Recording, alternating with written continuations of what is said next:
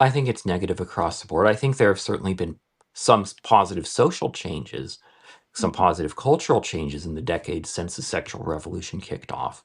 But I don't think it was con- I don't think it was intrinsic to any of them.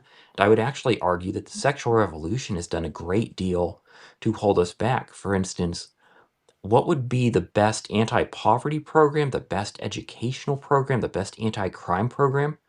It would be rolling back the sexual revolution. It would be fathers who marry the mothers of their children, preferably before having the children, and stay married to them.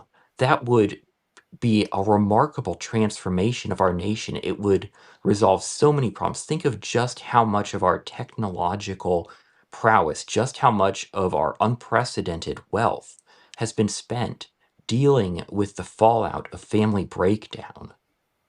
And think of how much better our society would be if instead of wasting all these resources on that, and even if you only care about the bottom line, you should then still care about the family. And of course, we care about much more than the bottom line, but it's such a waste. It's